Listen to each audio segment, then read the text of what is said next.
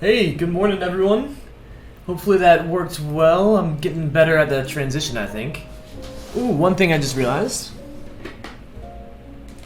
Didn't turn on that light. Not sure if it really makes that much of a difference, but, I got it, so it's worth, using.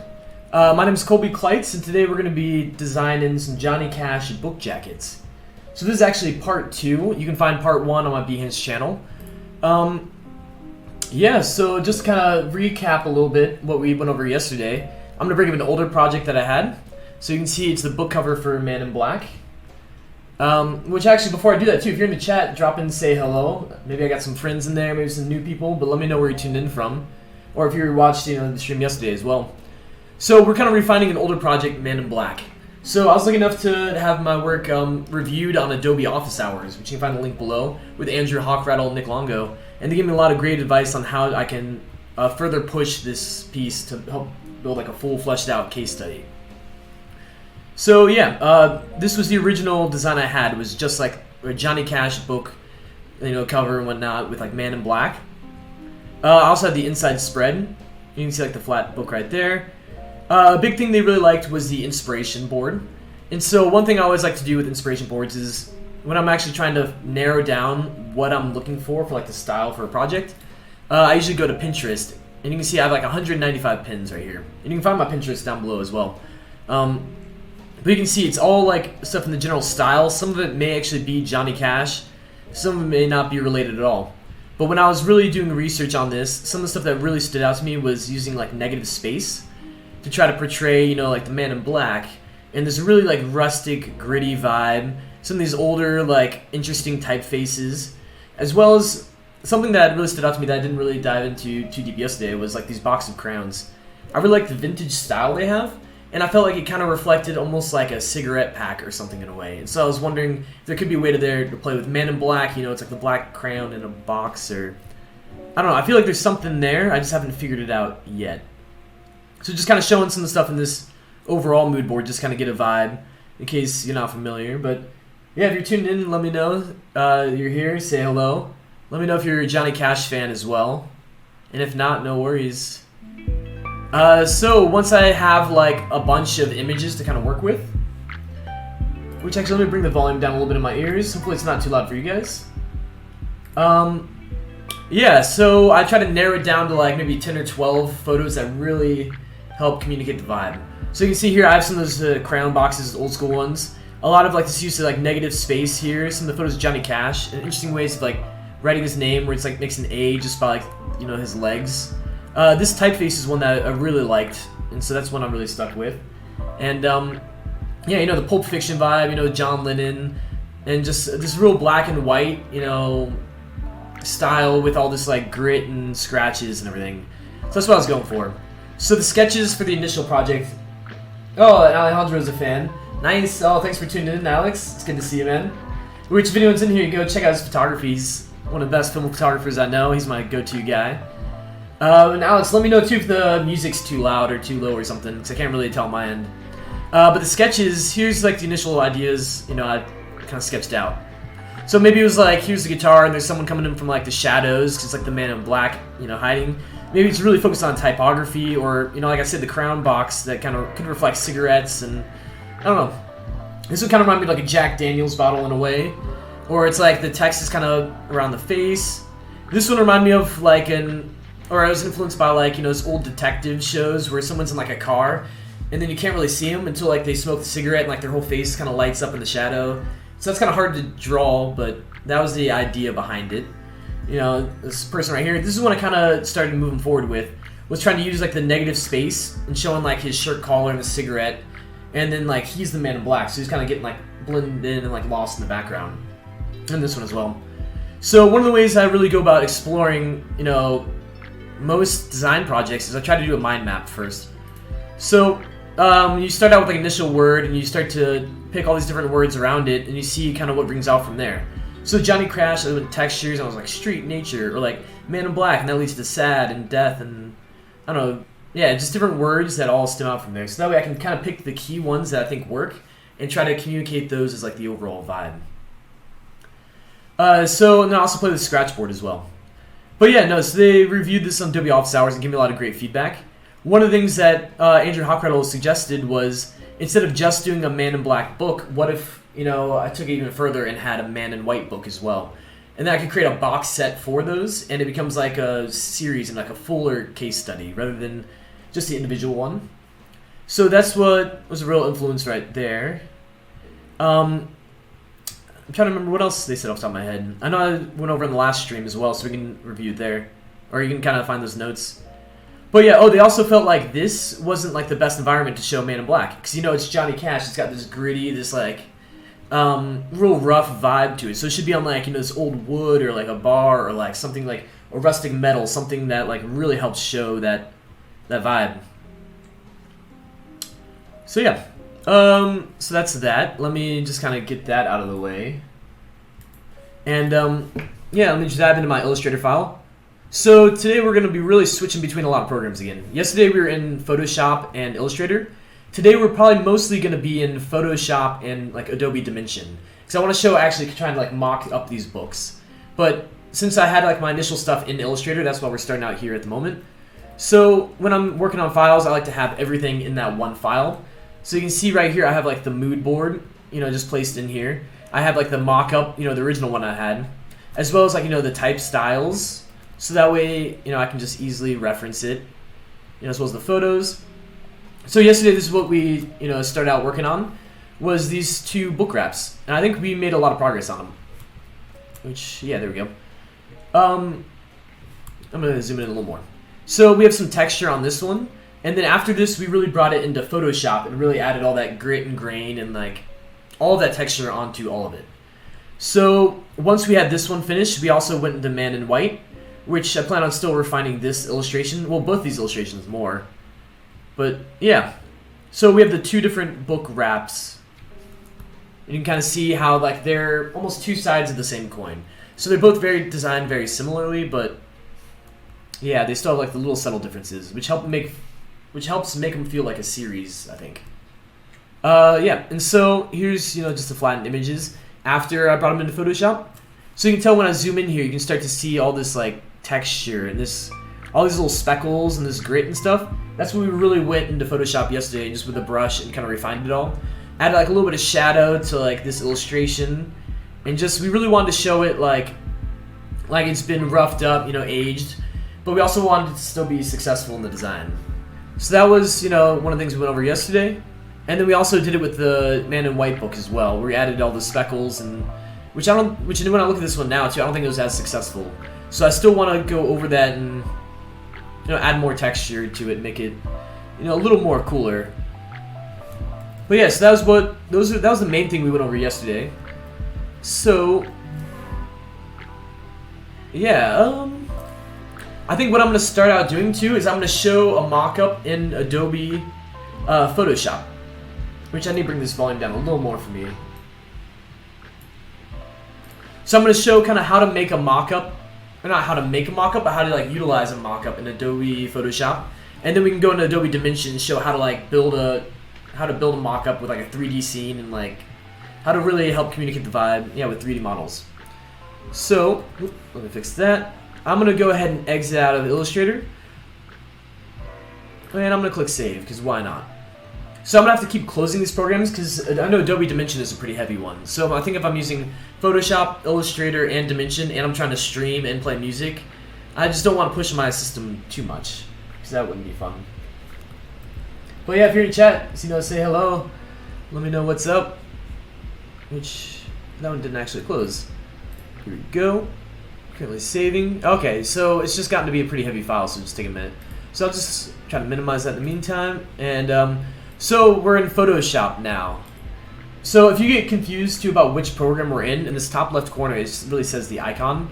So that's like the best way, because I know a lot of the Adobe products, they all feel like they all kind of have very similar elements, which is a great thing, because then when I'm diving between programs, a lot of the symbols and icons and hotkeys and stuff are very similar. So that's always good to work with. So this is a book mockup I got from MrMockup.com, which is a great resource if anyone, if you haven't used it before. Let me actually show that for a second, because I've used it a lot. Which, when I think about it too, it's probably not best to show all these mock-ups because then everyone's gonna have the same mock-ups, but this is a great resource and I just want to share the stuff I've learned over time. So mrmockup.com/freebies. Go, and then you can kind of scroll down. Like, they have ones that you can actually purchase, and then the freebies category are actually like really nice mock-ups.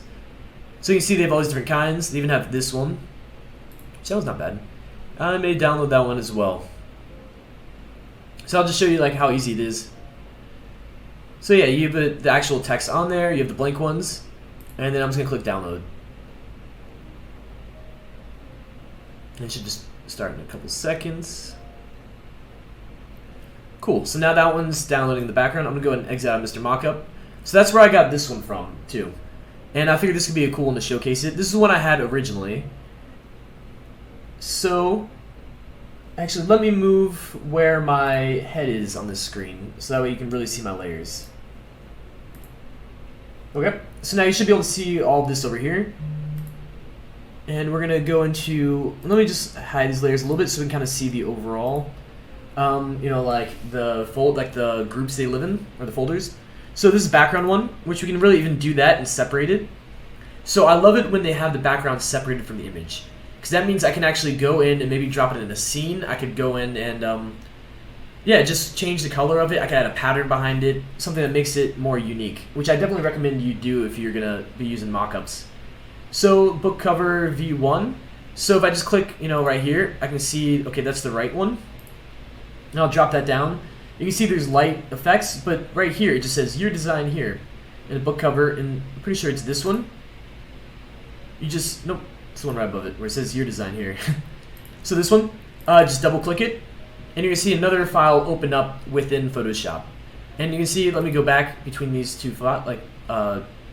windows or whatever we call them. You can see it's that image that's on here.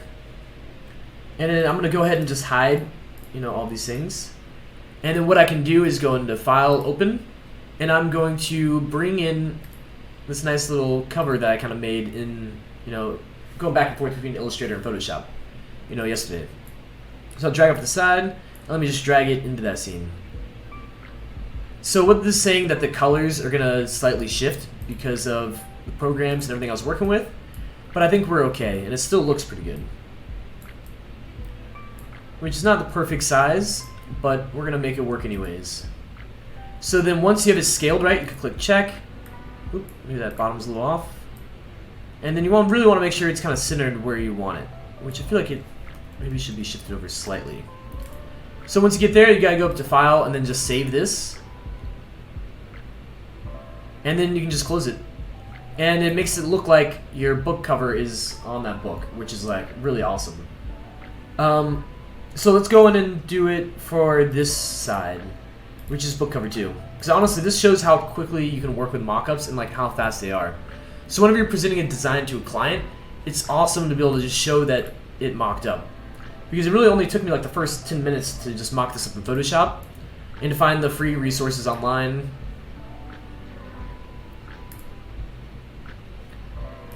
Yeah, it just, sorry, I was reading. Yeah, whenever you're pitching like anything to a client, if you can show it mocked up, I really think that just helps sell it. Even in your portfolio, like if instead of just having a logo, if you can show it mocked up and used in a couple different ways, I think that just makes the whole piece so much more stronger. So once I have that, I'm gonna click save. It's kind of lined up there on the spine of the book, which before I close it, I'm gonna double check this one, which is still saving 99%.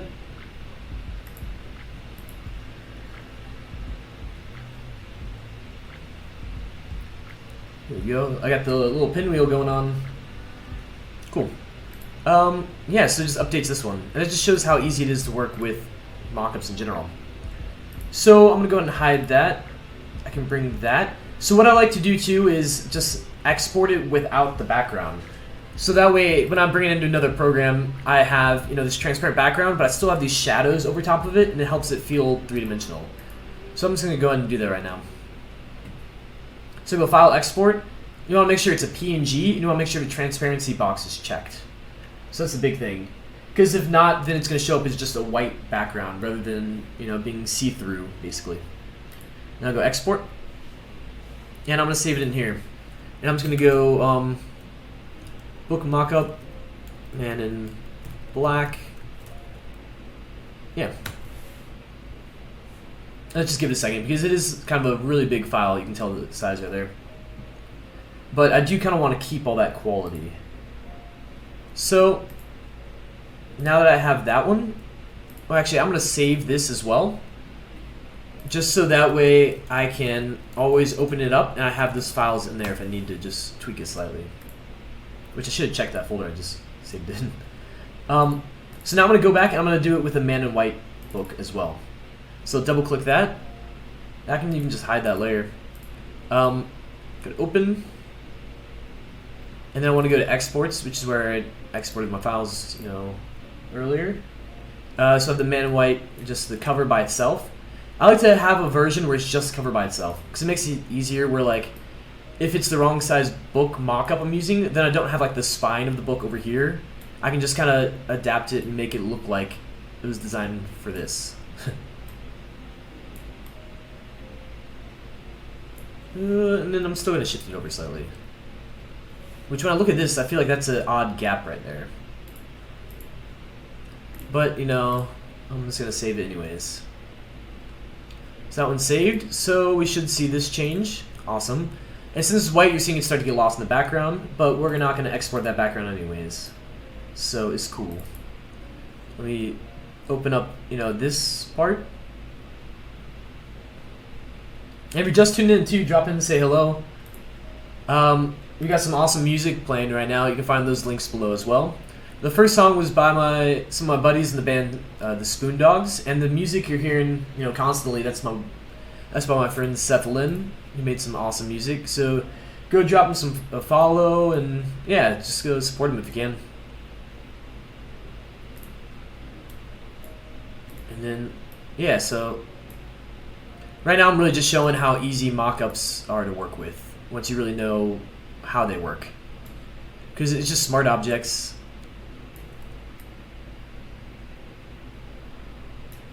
If there's anything you guys would like to see or have any questions too, be sure to let me know, because if not, I'll just keep rolling with it. Here we go. Now this one took a little bit to load last time, or save, so let's see it again. You can see it's at 99%. You can also see it, actually my head is blocking it, but it's like kind of back there. So we can just give it a second while it's thinking. It's at 99%.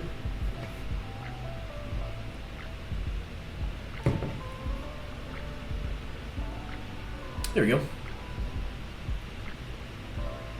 Which I may end up running into problems too with rendering and stuff taking a little while with Adobe Dimension whenever I jump into that next.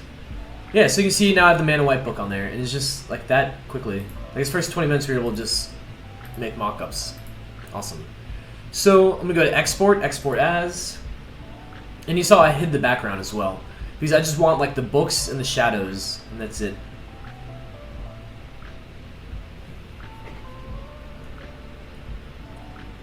It looks good. It's like a lighter file in the last one. Here we go. So this one, I'm going to keep it kind of like the same name for the most part as the last one, which I was just book mockup, and I'm just change this one to man in white. Now we might, depends how quickly we get through Adobe Dimensions, but if we do that, then we may end up diving into like how to lay it out in like a case study, like on Behance or something, because that could be useful. And I'm just going to go ahead and, actually let me bring this up. So since I have, like, in these layers I have both man in white and man in black, images, like in the smart object. It just depends which one's showing. I'm just going to save this in general, and so now I have all of those, like, covers in this file if I need to just go back and swap something out. And, yeah, so what I'm going to do is I'm going to open up Dimension, which is a pretty heavy program, so hopefully we don't run any problems. I haven't actually done a live demo in Dimension before, so that's fun. I'm not that big of I'm not a pro at it at all. But it's actually a pretty user-friendly program, so when I was thinking about mockups too, I just really want to show it. So, yeah, this is Adobe Dimension if you haven't used it before. It's really great for making, which it says right here actually, photorealistic 3D, like, designs.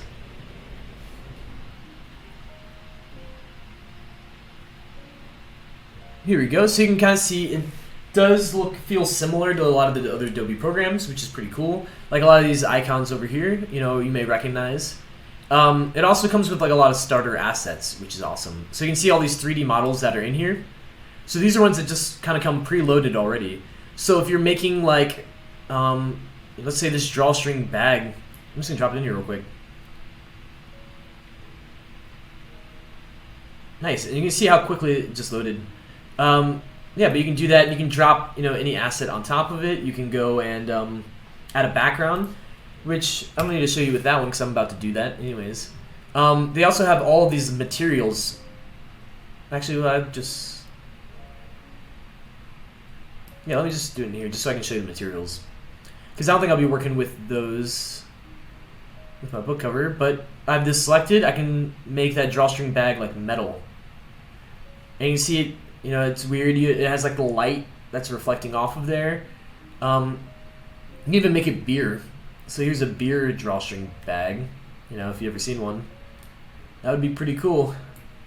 And you can really just play with like all these different materials. There's also a lot you can find online as well. So let me just pick something that's at least kind of normal. So yeah, we have a polyester on this texture on this drawstring bag. You can then also go into all these directional lights and environmental lights to really change the whole room. You can go and drop it on a table, and then you can play with where it lives in the environment and very quickly kind of make it work, and then drop your logo right on top of there. So if you're ever trying to show like, logo design even, just put it on this drawstring bag in Dimension, add a nice scene, nice lighting, and I think it'll make a really cool piece. And it's also, since you're the one rendering it, if you use different background images, it's going to be unique, and like you're not going to come across these, in other people's designs. Whereas that Photoshop mockup I showed you, I've actually seen a lot of other people using that as well. So I'm just going to create a new one, and I'm not going to save that, just because I like to start from scratch, so I don't run into any problems with like maybe that lighting or something is in that scene. So let's see if I can remember where I placed that 3D model. Actually, let me show you where I got this 3D model. So Adobe Stock is incredible. If you haven't used it yet, if you're familiar with it, I know that a lot of times they have like promos where you can get 10 free stock images whenever you sign up for a subscription. But you can go right in here. They actually have this little tab where you can select 3D, and I wonder if I can just click enter. Yep, and it should take me to just all these different 3D like objects that they have in here. And what's really cool too is you don't actually have to have a license for all of these, which is insane. Everything they have so many mask mockups now. Wow. But I don't want to get distracted. You can go to filter, and let me see. Like I'll go to POS, which is like a point of sale display, because there's ones in here. And then if you see free right there, you know that you don't actually have to have a license or a subscription for Adobe Stock to use that asset, which so many people don't know. So there's a ton of these in here that are free already. So let's just say like this box. So it's free, license for free. You click that, it'll start downloading, and then you can just use that in Dimension. So you have the ones that are already built into Dimension, and then you have the ones that you can just find online and then customize yourself. But what I did was I just went in here for 3D, and I typed in books.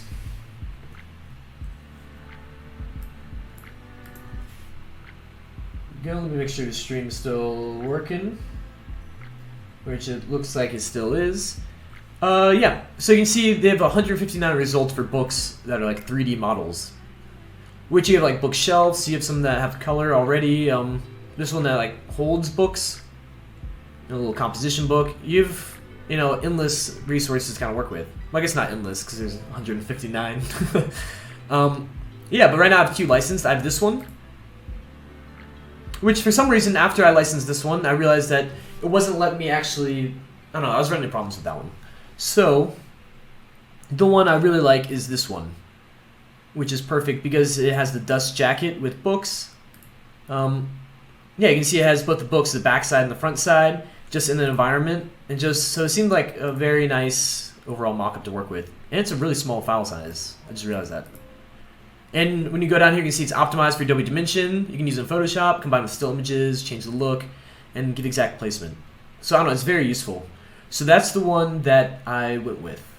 So let me hide that, and let me go ahead and import that because I downloaded it ahead of time to play it safe. So that was the book stack I was talking about, but I want the second one I got. So let me find it, which is this one. So dust jacket with 2 books. If you have any questions too, I'm going too fast or anything, just let me know. I don't know how familiar people are with Adobe Dimension, but it's actually a really great resource. And you can actually use it with Adobe Arrow, which is a mobile app. And, ooh, I wish I could show that right now. I probably shouldn't, because I don't have my phone actually hooked up to what I'm streaming off of, or my iPad. But once you have the environment built, or the 3D objects built in Dimension, then you can bring them onto your phone and you can place them using augmented reality in like an actual environment around you.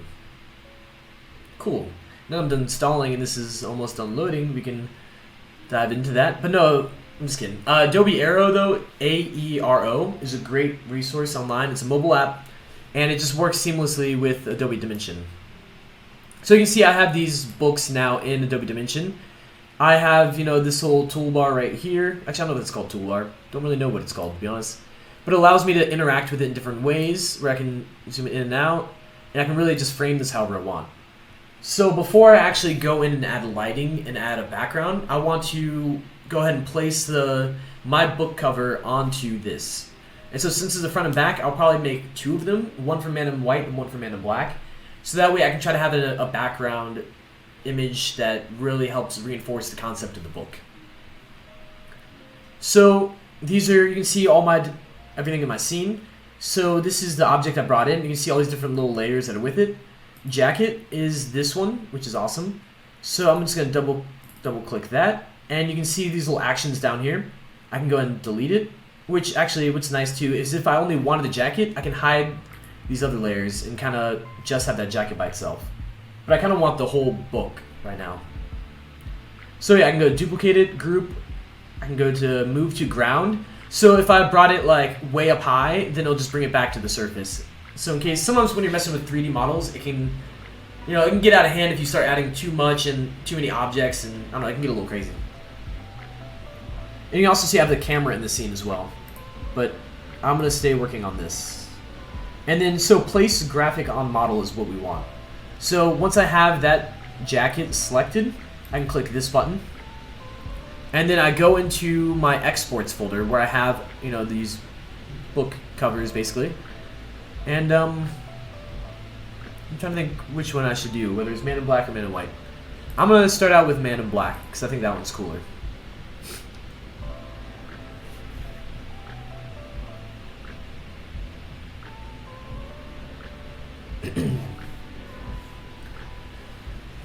And yeah, so the loading might take a little bit longer today just because we're messing with 3D models and these big files for the actual book jacket, and I don't know, it starts to get a little heavy, plus I'm streaming and there's a lot of things causing like my computer to not be like 100%, or like not to be like super speed, but it'll still work. So you can see that book jacket dropped on top of this 3D model because you can tell it's like wavy, but it's not lined up how we want it to be. And you can tell it's not like high quality right now. Because whenever we're actually working in Dimension, you're kind of working in like a preview mode, which makes it run quicker. Because towards the end, you can go to render up here at the top, and that's where you can render in high quality, and it takes a while. But that's what makes like these really nice photos. So yeah, I can select this right here and kind of rotate it where I think it might work. Hopefully this lines up inside this mock-up. Or inside this model, and I'll just slowly start scaling it. And I'm just really doing it just slowly right now, just because I kind of want to hopefully line it up the first time. Let me just kind of bring it down. And you can tell like the graphic itself doesn't look good, but that's just because it's in the preview mode. Because instead of looking like grain and everything on that 3D model, it starts to look like Star Wars. which is not there yet. I'm still hitting that edge slightly. So I want to grab this side of the box and kind of just pull it a little bit. It should stay scaled. Let me shift over a little bit, bring it down.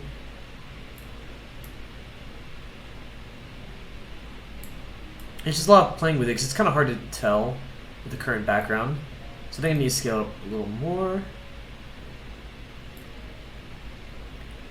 And if anyone viewing is, Dimension Pro, let me know if you notice anything I'm not doing right. Because, I don't use this program all the time, but I think it's an awesome skill to have, like, in your tool belt. Because if you can just make your own mock-up, like, I don't know. I think it's way cooler because there's a lot of people who use the same mock-ups. Like, sometimes I see the same signs, and, like, I don't know, I've been through all these different mock-up sites, so when I see ones in people's projects of, like, this stamp or, like, this sign that's I don't know, I just have it in my brain right now, but I don't know, you see these same mock-ups everywhere usually. But yeah, I can just rotate, you can see that book jacket kind of fits on there. I guess if I go underneath it, you just see, like, the inverse of it. But that's okay, we're not going to be, doing it from that angle anyways. So I can go ahead and go down here. That one's pretty good. But actually, I'm going to save it as we go, because since this is a heavier program, I think it's probably our best bet. And then, since this is a Adobe Dimension file, I'm just going to save it as Man in Black, because that's probably the only Dimension file I have right now. And then the other one will just be Man in White. Yeah. So I can go and dive into, this is the cover of the book. There you go. And so if you just click it, someone's double click it, triple click it, you can kind of go into like an isolation mode where you're able to select something that's inside of a group. And so I know if I just keep clicking that, I can do it. Or you can go up here to the scene and kind of like keep selecting what you need to get. And Alex is saying, what is your thought process behind your type selection? Yeah, no, we can go into that. So let me figure out the best way to bring it up. So, we can maybe look on this 3D model. It might be kind of tough because I just closed my Illustrator file to try to like make sure everything's running smoothly. Yeah. So this main like header text, I really loved it. Which that's a great question, Alex, and I appreciate you tuning in too.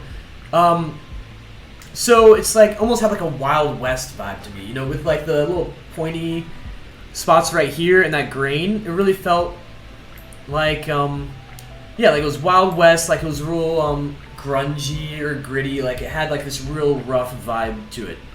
So that's why I kind of went with this one, which I believe is called actually I don't know off the top of my head. But yeah, then you can start to see I have like this body copy in here, which I believe that one I just went with like Gotham, which is like one that's very like legible, because I wanted something that would made really good body copy. Oh, Alt-1 will snap your camera to the object. Thank you, Alex. Yeah, because honestly, I'm not... Oh, cool. See, I'm not like a Dimension Pro at all. I'm usually working like Xd, Illustrator, some Photoshop, stuff like that. But, I just want to get a little wild today. So, no, that's good to know. I appreciate it. If you have any other advice, dude, let me know. Yes, that's why I chose that. This body copy, I just want to make sure legibility was important. And then for his name, I really felt like this just, represented him very well. Which I really love getting in here in this detail, because then that grain and stuff really starts to show up. Because I feel like, so whenever I use Johnny Cash's name, I try to write it, using that typeface. And then, yeah, I have the body copy, and then I have this main header one, too. So, yeah. But no, Alt 1, 2, 3, snap to different view angles. F for full screen on object. See, look at this. Yeah, no, honestly, I appreciate the advice, too, because right now I'm just kind of moving around in the scene. So I don't really know all these. Let's try some other ones. He's saying, so Alt-1 is snap to there. Oh, cool. So we can get these different angles. No, that's awesome. Yeah, I appreciate it, Alex. Which I feel like I've seen. I feel like you're also a streamer as well. I've seen some of your videos, or at least a little bit of them. So no, I appreciate the advice. Let me dive into this book. And then I can go to Actions and place graphic on model. And then I'll go to this exports folder I have, which don't judge me about how busy my folders look. That makes sense to me at least. So it's loading. I'm dropping that graphic on the model, And he's saying, I spend too much time in Dimension. That's awesome, though. It's a great resource to have, and I feel like not a lot of people really know it or use it, or a lot of people are like super intimidated to use it. Which, let me ask you this, Alex. Have you used it with like Adobe Arrow before? Because I did that one time for a project, and I don't know, everyone's mind was blown, but it was just like very easy to actually do.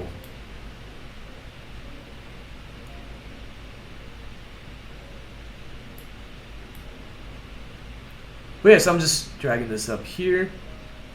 And as I'm doing this, I'm realizing too, I don't have this back cover just by itself. So I'm curious if the book jacket will work, or if I need to open back up my file and kind of make it work. Oh, I said nah. Well, if you get a chance to, it's just Adobe Arrow is a mobile app, and yeah, it just, you can export when you have Arrow. You can, or in Dimension, or it might actually, I don't know if it's out yet. It might have been the beta for that, but you can export from Dimension. You can go to export to Arrow, and it'll save to your files, and then you can, when you're in the Adobe Arrow app, you can open up those files and just drop in that object and just kind of aim it at like your table or move it around. Super cool. A lot of fun. I'm just going to keep saving it as we go. And someone's saying it's heavy on PC. It is. So yeah, it's heavy on PC. It is. That's why I'm like making sure I save it a lot and kind of like closing the other programs when I work on this. But like, if you can make it work, I totally think it's worth it. Alex is saying the Arrow part for like Adobe Arrow, he means, is a part that hasn't worked well for me, and I don't really need it. I might do it for a 36-day type challenge I'm working on. That'd be cool. Yeah, to actually show like your 30, like your type in an environment or something would be really cool. But yeah, when I first was messing with Adobe Arrow, I did run into a lot of problems, and you're very limited on your file size. But yeah, I wish I had this set up right now so I can show you guys. The initial scene I built didn't work, but what I did was I took everything away. I started with one object, and then I made sure it worked in Arrow, and then I just kept adding stuff one at a time and exporting it little by little until like it stopped working. So and then I took it away, and I knew like what I could get away with working. He says, sorry, I mean AD is kind of slow for these kind of work. Yeah, no, I totally get it. But it's nice so you can kind of customize your own mockup. And he says it still it feels super beta still. No, and it definitely does feel that way. And honestly, I'm surprised. Like, I wasn't sure too if it was still in beta or not, because I think I was testing it when it was part of that. But I think it is out. Like, I'm like 90% sure. So let's go place graphic on model. Let's try to bring in this book wrap and see if I can drop in this backside, or if not, I may have to open back up a program and yeah, just mess with like the backside of the cover. Because I honestly didn't really think about that.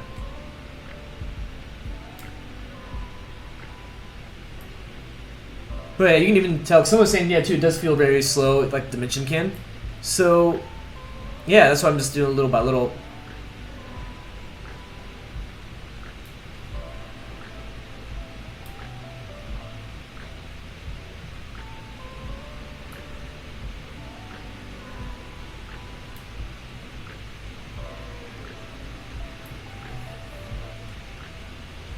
And I think this back cover is not going to fit exactly how I want it to. So I may have to go into Illustrator where I have this, and then also bring it back into Photoshop and texture it a little bit. Yeah, I wonder if I should do it. Yeah, you know, I can do that really fast. Let me delete that. So I'm going to save this again. So, like I said, too, we're about to get a little wild and kind of like bounce around between programs. Oh, and Shamalin's saying, I'm popping in and out because things, which I totally get, but I'm wondering why your piece on your book jacket is so large. Generally, you do not want that to be your focus in your design, especially when it comes to hierarchy. That's a good point. Because right now, Man in Black and that illustration, they're both, you know, like very kind of big size. And there should be something that is, you know, like the main piece of tension. Which, no, I appreciate the advice, Shauna. So yeah, you're right, which I'm about to open up these files, so I wonder, I may be able to tweak that, export it, and be able to jump into this too, so that could be fun. And she said congrats on graduating, and thank you, which, a little background setup, I actually graduated from UCF yesterday, which virtually, so it's fun. But I have this file saved. I'm going to go ahead and I'm going to start loading Illustrator, and I'm going to go and exit out of Adobe Dimension. And if you're dropping in and you have... oh, she's saying no, the price. Oh, Okay. Which this is loading right now, but okay, that makes sense. Because the price, I did kind of move around a little bit. So, yeah, you're right. Let me reread your comment again. I'm popping it out. Wondering why your price on your book, yeah, you said that. Why your price on your book jacket is so large. Generally, you do not want that to be the focus in your design, especially when it comes to hierarchy. And yeah, you're totally right, because that's like something that's more like technical, and it's like, yeah, not really like a fun part of the design, so I shouldn't be like highlighting it. So no, that's great advice. And I appreciate you dropping in too, because Shauna, I'm a huge fan of your work. So let's give these programs a second, because while I'm streaming and trying to do these things, you know, it's kind of heavy. So yeah. Let's go down here. You can kind of see, here's my Illustrator file. You know, it's a little messy, but, you know, that's just me. And let's take Shauna's advice. So I have both of those. I'm just going to select them both, and I'm just going to transform scale, I think. Which, let me think the best way to do this, actually. Because that'll mess with the position. I'm going to hold... Okay, hold on. Let me figure out. So, as a reference for myself, I have it lined up with the top of man in white, and then the right side of that text there, if I can get it. So, hold on. I'm just trying to think about how to do this on the fly. That's the tidiest artboard I've ever seen. Oh, and Shauna's saying, you're doing great. Keep it up. Just wanted to drop in before I had to run out. No, I appreciate it. Thank you very much. It means a lot dropping in here. Yeah, Alex saying it's the tidiest artboard he's ever seen. That's funny. Yeah, because I always feel like the opposite. I'm like, oh no, like, oh, you don't want to see that. This is going to be terrible. So, yeah. So here's something I like to do too. If instead of having like little guidelines, sometimes I'll just make a little box, and then I can just copy and paste it on both of those.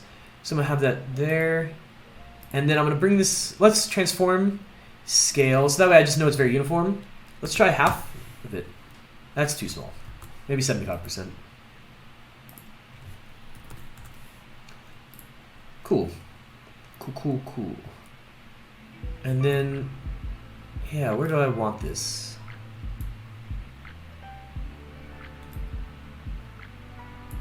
So just as a mental note, I'm going to do is a 75%, and then I'm going to line it with the top of the text, and then with that line there. So that way, when I go down to this book, I know to do it the same way.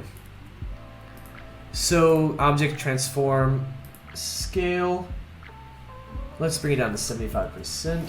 Oh, and I realize my stream is on this side. For some reason, I don't know, I like to be off on the right side, so that way you can kind of see more of the image I'm working with. Let me kind of bring that bad boy down, and let's bring it over to where that line is. And Alex saying, you have to see mine. They are a cluster. I believe it. I mean, yeah, that's funny. No, I'm curious now too. So let's just save this overall file again, just because I have a bad habit of saving things like a billion times. Which I guess it's probably a good habit. Yeah, so what I actually came here to do was to kind of put the back side of the cover on like a separate artboard. So what I can do maybe is just copy this by having the artboard tool and holding down Alt when I drag right on that title. Can do that. So let me go Command Z. What's happening right there is I have something locked on that board, so I can do that again. Bring that over here. Boom. And I'm still going to go back and lock the stuff on this layer because I don't want those. I want. Well, actually, I want to lock stuff on these as well. So that way I can like. I'll show you.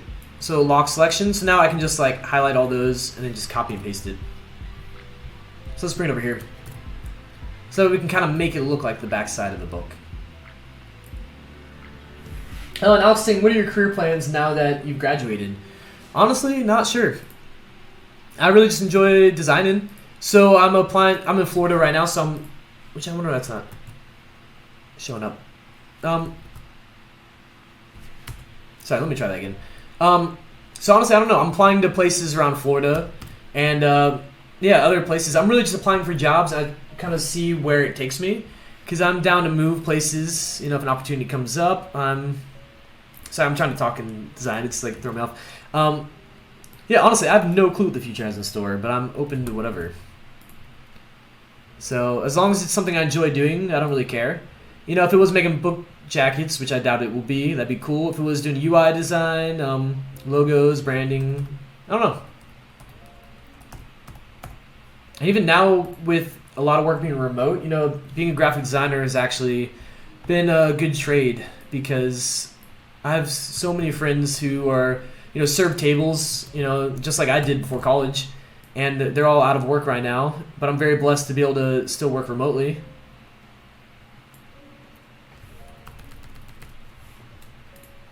Cool. And I'm gonna go and kind of name these artboards too.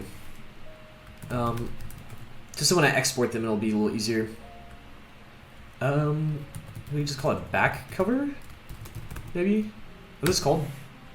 Covers? I think they still called covers.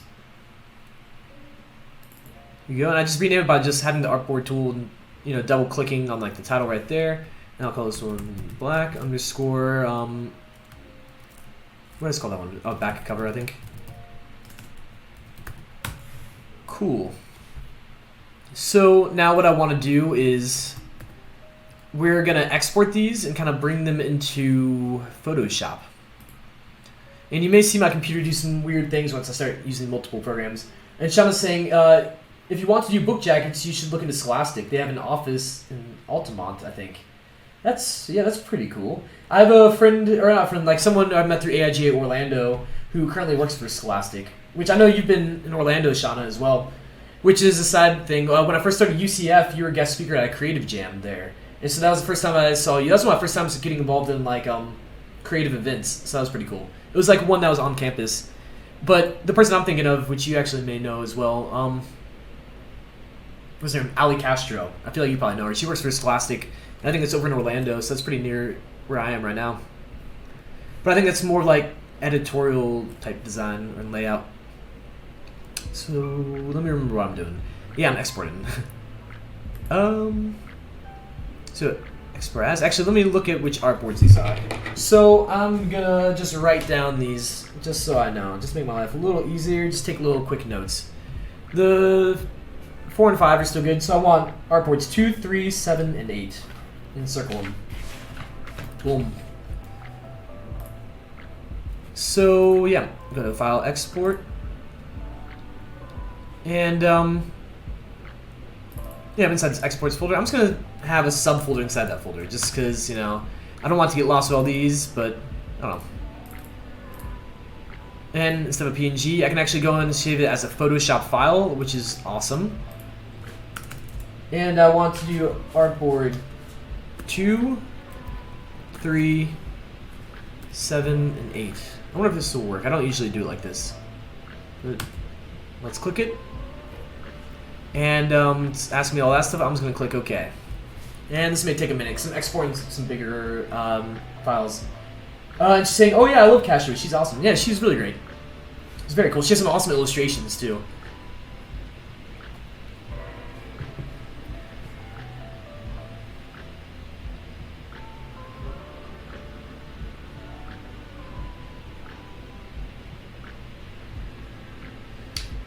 And if anyone else just tuning in and drop in and say hello, let us know where you're tuning in from, or if you know any Johnny Cash songs, or if you hate Johnny Cash, or I don't know. Just say what's up. And yeah, so those just saved. So just to make my life a little easier, I'm gonna go ahead and close Illustrator. Actually, I'm gonna save it because that would be a smart thing to do. And while that's like thinking and doing that, you know, I'm gonna go ahead and open up these files, go to the exports folder. Let's look at this. So you can see each of those are separate Photoshop files now, which is nice. And I'm just kind of giving it a second while Illustrator's closing behind it. And she's saying, if you ever get a chance to look at her sketchbooks, I highly recommend it. They're incredible. But I gotta run. If you're still on when I get back, I'll pop back in. That's awesome. Yeah, no, I appreciate the advice, Shauna. I definitely want to look more into Allie's work. And yeah, thank you for popping in. And awesome, I'll probably see some of your streams and some of your work soon. You're always online, so that's awesome. So yeah, I'm opening up Photoshop. You know, this is like the OG program, I think.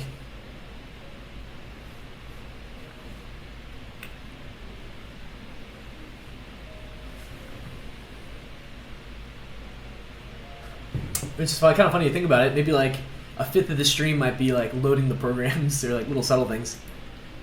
Nice. So that's looking pretty good. Oop, did I shift that? Maybe it just has an edge on it. Yeah, I don't like that. But well, if I keep that transparent, it won't show up. So here's a little trick. Not really a trick, but I'm going to open up the file that I was working with yesterday, where I actually went and added the texture on top of the entire book jacket. And it's kind of like cheating. So I'm going to take... Actually, I'll just show you. Which... I think it's this one. I should have named my files better, but like when I'm streaming, I'm just like, okay, let's do this, this, this. But nope, it's not that one. Let me just exit out of that for now. Go to File, Open. I should do Open Recent. That would be smart. And then I can kind of see in here, some of them are PNGs, but I'm looking for a PSD file. So I'm looking for Johnny Cash, Man in White, PSD, which I opened earlier, like today. So it should be a very recent one. And this is why you should, name your files better. Oh, but this is Man in Black as well. But now I have this one. And you can see I have these separate layers, which has like this texture on it. So that's cool. I do need that one, but I'm going to leave that one there for a moment. And I bet the other one is next to it, which should be this one. Just to make my life easier too, I'm going to drag this over on the right side. And so I know that these ones that have all this texture is, on this left side up here. You can see I have some texture on here. Some of this is a texture I got from True Grit Texture Supply Company, or I'm mixing up the name. Let me just bring it over real quick because I have it. I just want to give them a shout out because this is their awesome resource. True Grit Texture Supply. So you can see they have all this vintage textures and brushes and this, a lot of stuff that really helps get like this gritty vibe for illustrations or anything you're working on. And they do have free stuff as well. So if you just want to like try it out for a little bit, you can go here, subscribe, and just see the stuff that they send you and kind of get a hang of it. You can find it on their website or also on the Creative Market. And kind of sounds like I'm sponsored. So what I'm just going to do is, just to make my life easier rather than texturing, this back cover, or it does have some texture, but I'm just going to copy that one layer from that and let's paste it over top of this. And you can see all those little speckles start to show up. And it'll show up a lot more on the Man in White version. But I just want to add all that in there. Let's click that. Let's go to File, and let's export as.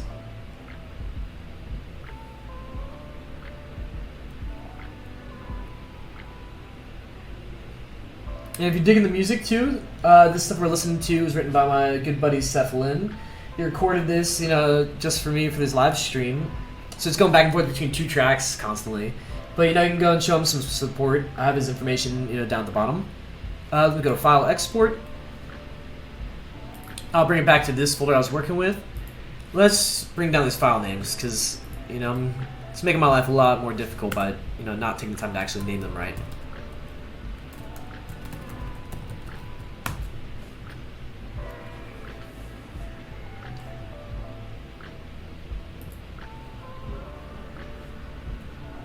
Okay, that looks good. So we got that one. I'm gonna, I'll save it because these are already Photoshop files. And let's do another one. Which that was one I did first. Let's do this one. So you can tell. So this one has this layer on top, which is kind of hard to tell from a distance. But you can see like all those speckles in the background. That's the part that I don't want to lose. Because I have some texture, but I want to make sure I kind of like push it a little bit. So I bring it back over to this, and let's go Control V and paste it. You can tell the size is a little different, but that is because I was playing with it, and it is a little different.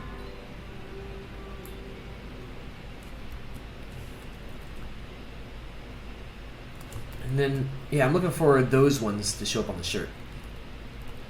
Because on the Man in White one, I actually did it better, where I had the ones on the shirt on a separate layer. So you'll see that in just a second. But I think that's the most important part, to show up almost like a shadow, kind of.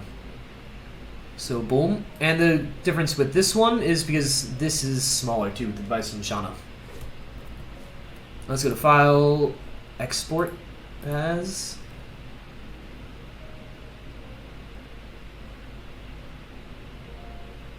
And we can just give it a second. because it's thinking. Let me know too if you're in the chat and you've used Dimension, or actually we're not even in Dimension at the moment, so let's save that. Sorry, let me just export it. Let's do this. Let's say book jacket, and let's say distressed, because I want to know that this is the one that's got texture on it.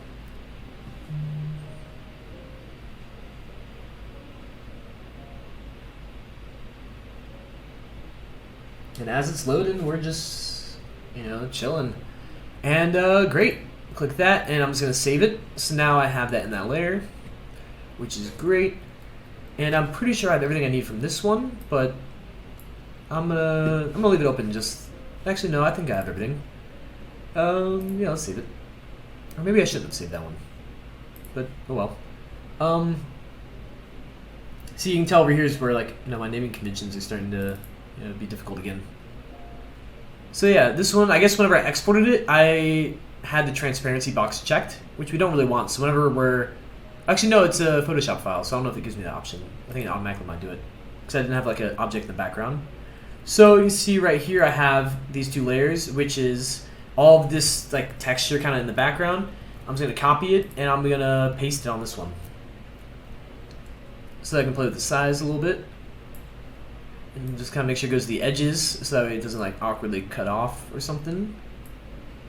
And honestly, I feel like that's probably okay.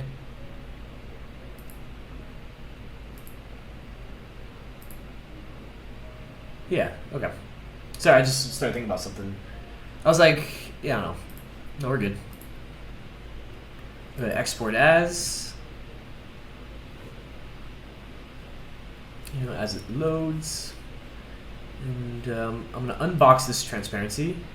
Unbox the transparency button, kind of. And so now, instead of it being transparent background, it's going to be white. And I'm in the right folder. I'm going to look at the other file name I did, and I'm going to call it man in white _ back _ distressed.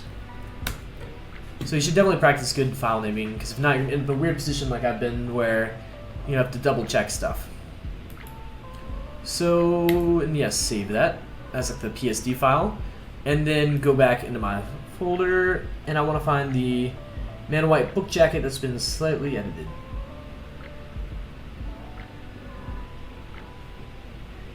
I think maybe this one. Nope. So that's why you need to name your files.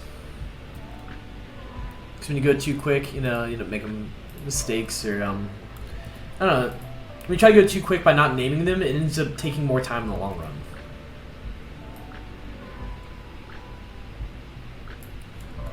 Actually, yeah, I'm gonna. So you can see the white that's on his shirt right there. This one is the background, like speckles and grit, and this one is the one that's on his shirt. Because this one I thought ahead and kind of put it in separate layers. So I want to make sure I have this. Just move Command Z, and yeah, I'm gonna do this a little bit. Okay, and then now we're selecting the one that's just on his shirt, and I kind of want to get in there because I kind of want to use it almost as like a highlight a little bit. And I know it's not the greatest illustration, but we're gonna go back and work on that eventually too. I just kind of wanted to get everything real quick to kind of show it, and let's go ahead and export this.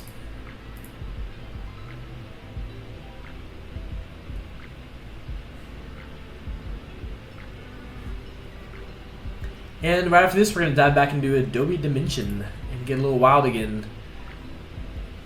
So I'm going to be smart and name them. So look at the other one, man in white _ book jacket _ distressed.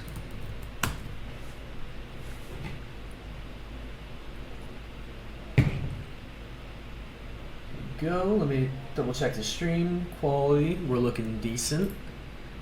Okay, so this is good. I'm going to go File, and I'm going to save that one. And then I'm not going to save this one, because this one I want it to be exactly how it was when I opened it originally. So before I close that, I'm going to open Dimension in the background. I'm going to close Photoshop now. Here we go. So we're back in Dimension again. And it's nice since I saved the file. As you can tell here, I don't have like a lot of other recent files in here because, well, I was using like a Mac, back in the day, and I played with some there, but I've been doing it a lot on this computer. So we open up this file.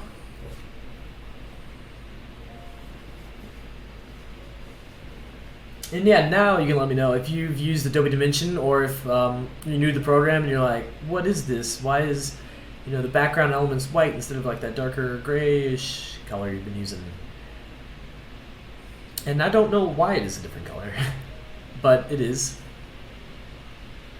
So it's loading. As you can tell, like we've talked about a little bit in the chat, you can probably see it's a heavier program, so it's it takes a little bit to work with. But I figured it could be fun for today. Just try something new.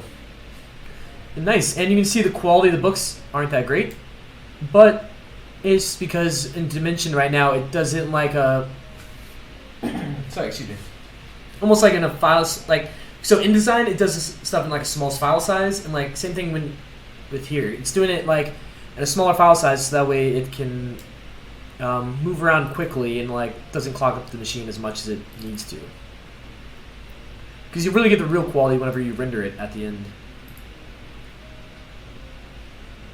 Which I'm curious how long it will take to render. Maybe I can render at like a low quality, so that way, yeah, we don't have to wait for like the high quality one. Because who knows how long it can take. Yeah, I didn't test it out ahead of time to really like time it. But maybe we could cancel it if it does take forever. So then I'm just gonna kind of adjust it in here, and then grab this little box to scale it up a little bit.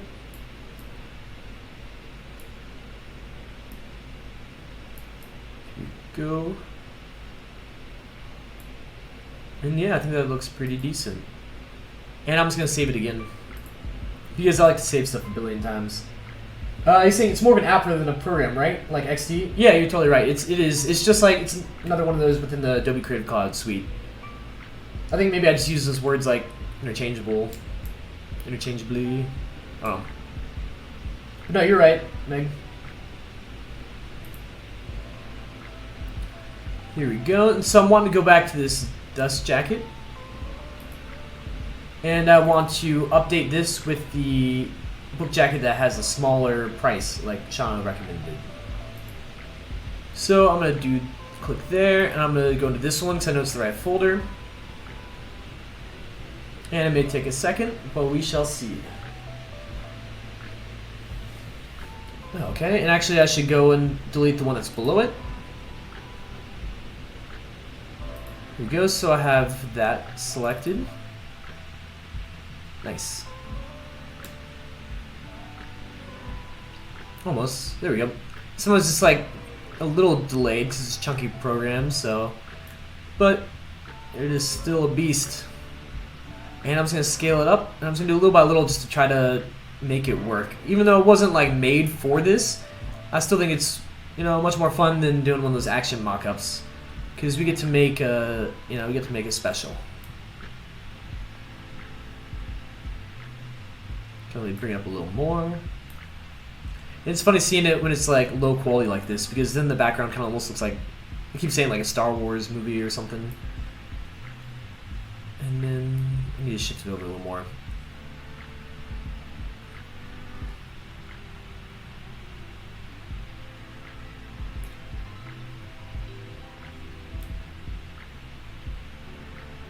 I think it just got to be scaled up a little bit. And you guys probably realize this too. I'm not, Dimension Pro. I'm just really playing with it right now just to show you how, easy it is to really work with. Next question, what are your system specs? I'm just curious. So I actually have like a 1060 graphics card, 16 gigs RAM. It's like a gaming laptop I'm using right now. It's an Asus Republic of Gamers. So yeah, it's a solid laptop. It's just, Dimension, we're messing with 3D objects with graphics on top of them, textures, lighting. There's a lot that kind of goes into it. So I really do think you can probably get away with using it with 8 gigs of RAM, but you probably want closer to 16. Especially right now I'm also streaming and playing music, and I don't know, there's a lot of other stuff happening. But I'm going to click save right now because it's a habit.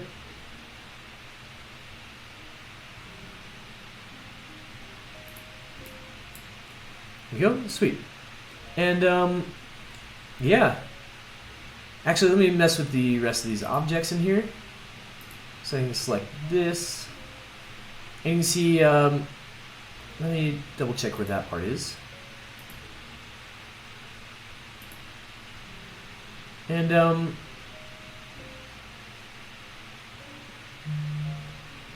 hold on.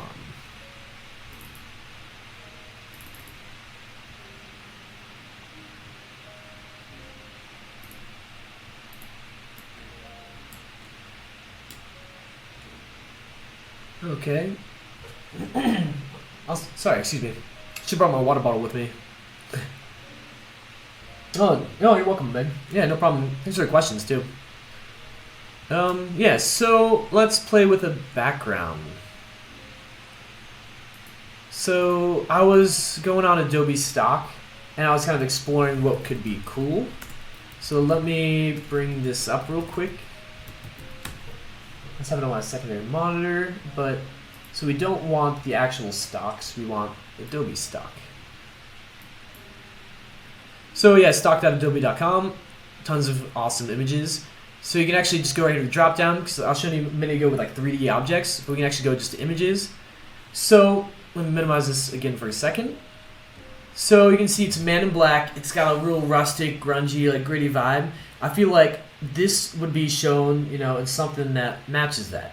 Because my current mock-up I have, like the Photoshop one, it was in like, you know, an art gallery type setting, which is definitely not Johnny Cash vibe at all.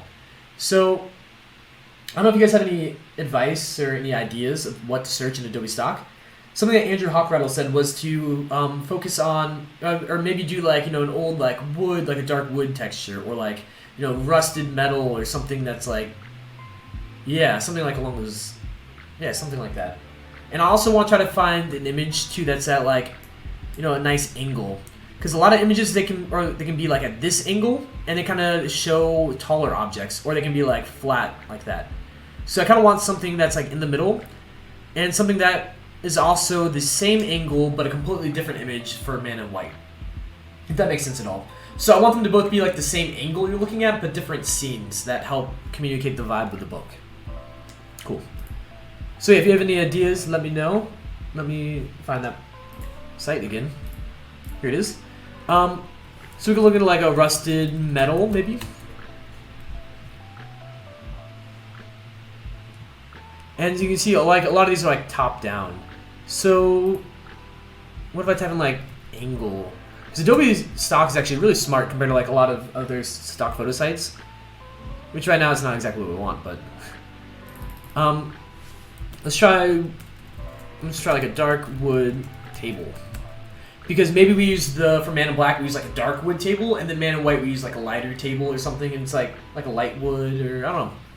So you can see some of these angles, like this is the stuff I'm kind of looking for, but I think it's still too sharp of an angle. It's gonna be, see, usually it's like sharp angle or it's like flat. And this is closer. Yeah, that's closer as well. But I do like this whenever we start to get like this bar type vibe, where I feel like I'm almost at like a dive bar, or so when I click on that I can scroll down and kind of see similar ones as well.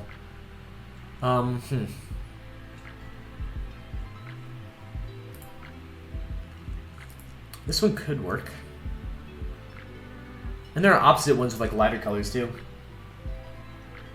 So instead of actually like licensing it right now, I'm gonna go and download a preview. And that's what I love about Adobe Stock. So that way I can, which I recommend always downloading a preview before you actually get it. Because you don't know if it's going to work until it's actually in the scene. Like sometimes I think it's going to be like, oh, this is going to be perfect. And I put it in the scene and I'm like, oh no, this didn't work. And like I already licensed it. So I don't know, it's just from learning from experience. So I go up to File, Import, and I go Image as Background. And then I didn't really drag into another folder because it's still a test. I have my, which you can see these other ones I tested ahead of time. Adobe Stock, you know, in my downloads folder. Let me drop this in here. And we're kind of like all in this scene right now, which is cool. You can see parts of these 3D model. I need to actually go in there and mess with those other layers. But one of the things I like to do initially is, you know, just kind of like go in here, lay it flat, and just kind of try to make it work. good tip for trying to line stuff up, look for lines within your scene. So when you mess with wood like this, it's very nice because you see like you have these clear like lines showing you like the perspective. And then you can kind of see this perspective grid in this 3D like objects. And so you know like if you can try to line those up, like go parallel with like the other ones in the scene, I think that's really how, yeah, the best way to kind of do it. And I feel like these books should be bigger, you know, compared to the wood on the table. And I'm just kind of, right now I'm just kind of eyeballing it. And which I'm about to show you match image as well. So we can try to do that in just a second. But I think before I do that, I should actually finish, you know, layering these 3D objects. But I'm gonna click save for a second, just to play it safe again. Yeah. So, which I haven't explored everything on these 3D objects because there's actually a lot, which is pretty cool. So let's see where this one is. Okay, that's that inside of there. And let's just place a graphic on top of there. Let's go to exports to. Maybe this can work because I only really need the bottom corner of, you know, like a texture and color to show up on there. Which, because right now we're editing is this little tiny layer on there. So maybe I can just make these pieces kind of work, like makeshift something. I'm try to scale it up. Oop, didn't hold down shift, so it got a little warped. Because I always get confused now which Adobe program, like which ones do I have to hold down shift, which ones I don't. Usually it's just like experimenting, it's like, okay, now I remember. But grab that corner, kind of pull it. As okay, you can start to see text shows up. So we can bring it up, hopefully, and not, oop, that's still scaling it actually. Let me, okay, so that's still scaling it. It's not letting me drag it. Maybe I'm selecting the wrong thing.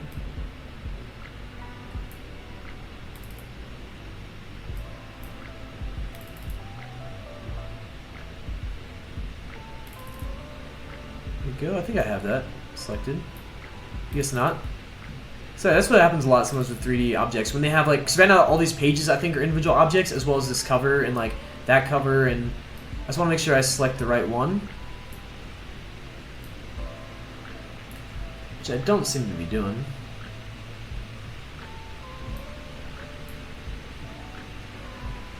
So I need to be scaled up so it hits the edge, and then okay, let me click away. We'll do this again. There we go. Maybe I can rotate it. There we go. So, oh, that text still does show up. There we go. Somewhere right in there, it's like perfect. That text doesn't really show up. It still does. And really, what I should do is go back into Illustrator and Photoshop and just have like export just a black version that just has the texture on it, so I can place it in different places. But you know, we already went through that process once a second ago, so I doubt y'all want to see that again. And yeah, that one's good. Let me just keep trying to do these things.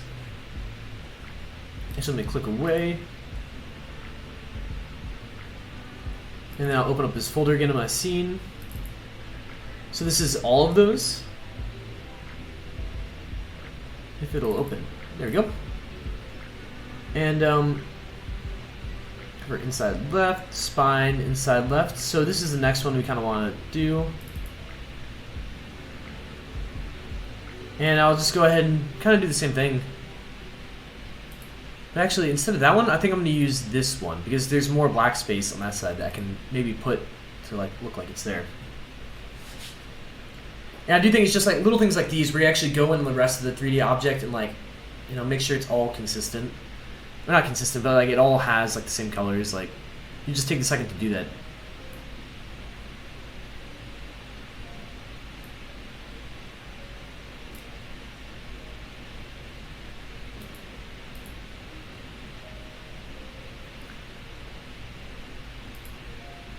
Where did that just go? If this ends up being too tedious, I might just be like, screw it for now.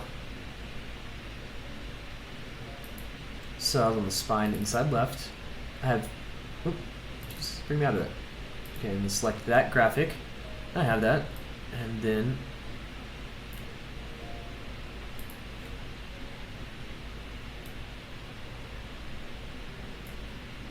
oh, maybe it's that I'm looking at actually. That's what's happening. I'm thinking it's this part of the book, but I don't think it is.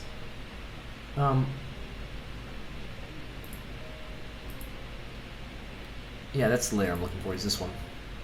The rim. Let's go and drop the object, distressed one on here.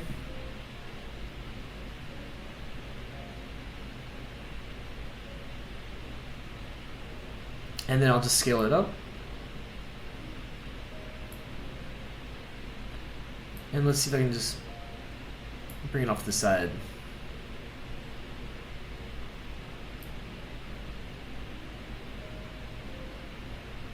Which it does feel like it's going a little slower than normal. But, oh well. That's what happens whenever you're trying to do stuff live.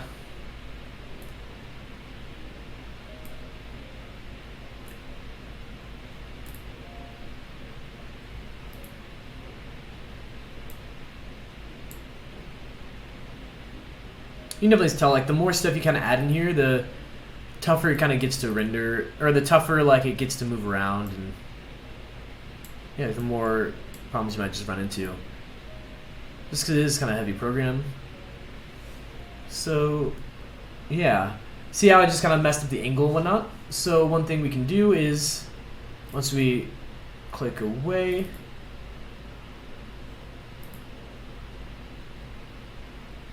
we can, okay, now we click away. We can go to match image. So I don't think they had this at first, but then they added it later on to dimension, which is really cool. So resize canvas to image aspect ratio and create lights. So this will kind of automatically try to match the lighting in the scene. Let's start out with abstract. It may not be what we want though. Let's click OK, and sometimes it can match the image itself. Actually, let's go Command Z.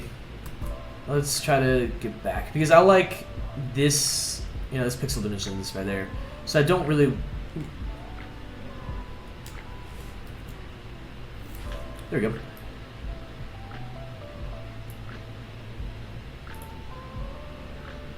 So you can tell like the lighting a little different. Okay, here we go. Let's do match image. Let's not resize the aspect ratio, but let's create lights and just see how this works. So you can tell it got like really orange because there's a lot of like those oranges in the scene.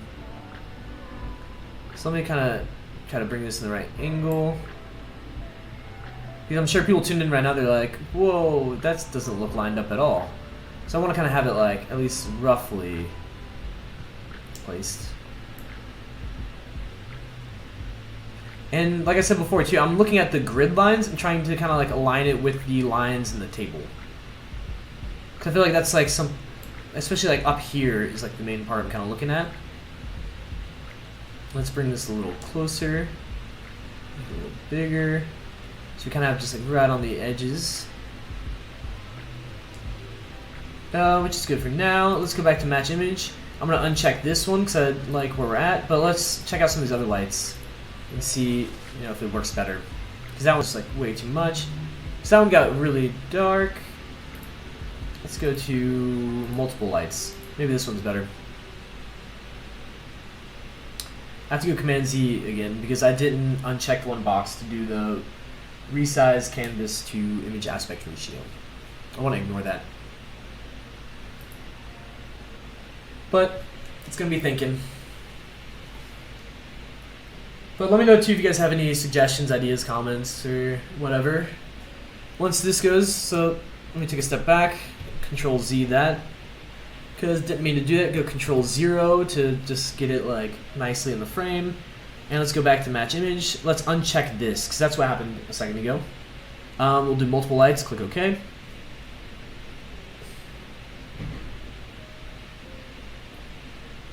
Out of those three, this one definitely looks the best. So I can go over here and mess with some of like, they do have different textures and like lights, and it works very well with Substance Painter, which I'm pretty sure Adobe bought recently, maybe this past year or so, which is pretty cool. Yeah. I still don't know if the background is Johnny Cash enough. You know, I feel like there's opportunities still to have something that's like a little smokier, you know, like a little more hardcore. So let's go back into Adobe Dimension real quick, see if, or Adobe Stock. As you can tell right here from the name. We're gonna see if there's anything else that may stand out better. I do think that this angle still works though. It may not be the best, but it does work. Yeah. Sorry, I'm just thinking. And honestly, like, usually if I was doing a live stream, I try to just have everything prepared ahead of time, but I just want to kind of keep these more natural and just show you how my actual thought process is when I'm designing. And like, a lot of times when we do this too, people usually stick in one program and they're like, let's show this from A to B or A to Z, but you know, in real life, I really utilize as much as I can. And Carol's saying, hi all, just seeing this. Is that a book? Is that book a free model? I love Dimension. So no, I actually had to license that one off of here. But Adobe Stock does have a bunch of free 3D models as well. So, sorry, clicking stuff. It's, computer seems to be thinking. So yeah, if you go in here, let's just say like a POS, because I know that one has free ones. So that's like a point of sale display, for example. Like, you can look for all the ones that say free next to them, and those ones you can just download and automatically go into Dimension, which is great. And then you can just start like, let's put my logo right there and put like little boxes on top of this or something. And then you can also find the ones that like don't say free next to them. Well, that's a premium one. So I don't know, there's different categories of it, but there are a ton of free ones. This one wasn't. I have like some stock credit left over, which is awesome. So I actually licensed that one ahead of time. But like these ones that say license are just free. Right now I'm really trying to find like a good image to help, you know, fill this scene, because I still think this is like way too yellow. And it's way too sharp of an angle. I need something that's like, yeah, slightly less sharp, if that makes sense. But no, I appreciate the question too. And Carl said, right, got a bunch of those. No, I feel you. There's also other sites too. I think there's like Free 3ds or maybe Turbo Squid, where you can find these 3D models. They may not work as well in Dimension, but you can find some that like work pretty well. So I would recommend, yeah, really exploring other sites as well. Looking for a wooden table.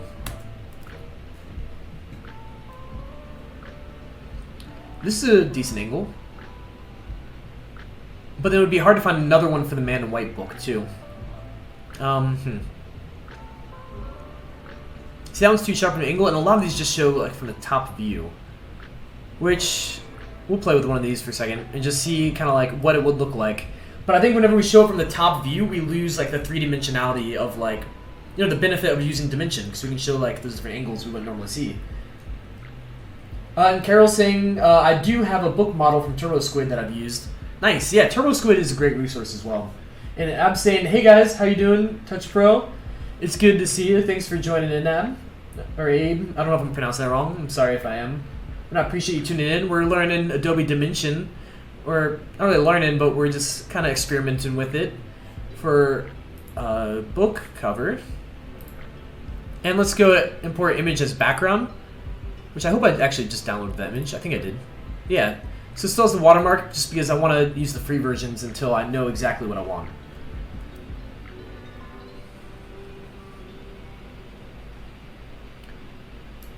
So you can see the lighting is definitely different, so we'll have to adjust that.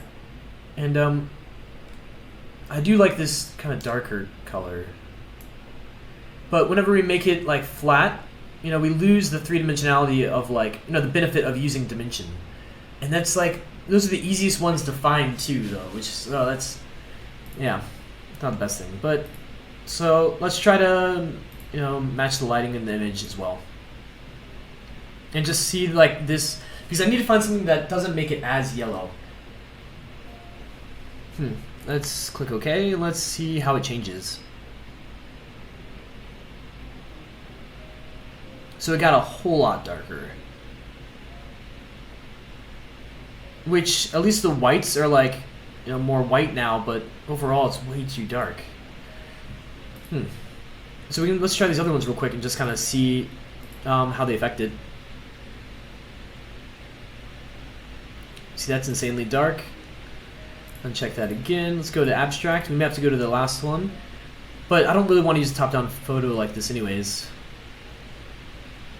Did I even do it? Yeah, maybe made it even more dark. Yikes.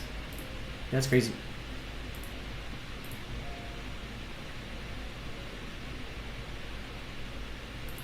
Cool, so I'll do that. Let me actually... Okay, so we can try something else as well. I'm going to import as background. So before the stream, I was like, okay, I need a backup just in case it's not like, I can't find a good photo on stock. So I went over and took a photo, you know where I'm staying right now. So this is a photo I actually took. Oh, and Carol's saying, OMG, just see your name. I'm just south of you. Thanks for the weekend stream. Oh, no problem. That's awesome. You're south of me too. I'm in Tampa, Florida, so... there is stuff that's south of me too, but that's cool that you're actually south of me. That's awesome. Actually, let's not use this photo. Let's use this one. That's funny. Because I was thinking maybe the bar background because, it's more of a Johnny Cash kind of vibe. But I probably shouldn't. But that's awesome, Carol. I'm curious. It's probably like Fort Myers, maybe the Keys, Miami, something like that. But yeah, so this is a photo I actually took. And you can kind of see that, like, this one doesn't really have any directional lines, so it's hard to figure it out. And there's other stuff in here that really mess with the scale. But you can start to see that if there's like a scene, like let's say you're pitching an idea to like a client, and like they want, I don't know, like maybe a mural. I'm trying to think of what other 3D objects. But like you could show them like a T-shirt or something like hanging up inside the restaurant, or like, I don't know, you could show it like in the context, like a to-go box that you design in the actual restaurant. I think it's just a nice extra touch to help, the client really visualize it. So you can see right here, it's not even like the best like composed scene, but honestly, I would like this even better than those like ones we had on the Adobe Stock.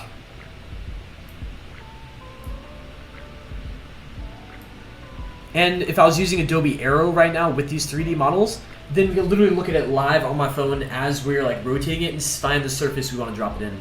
So I did that for when I was making a point of sale display for like a school project.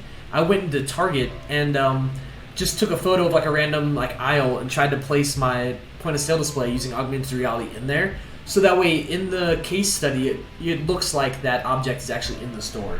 So there's really cool ways to utilize this, especially when you take your own photography. So let's just do this for right now. As you can tell, there's some sticker mule stickers in the background.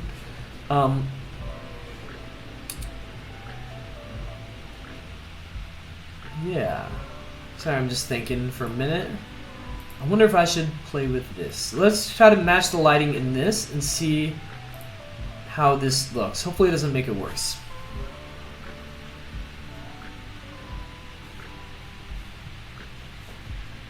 Okay.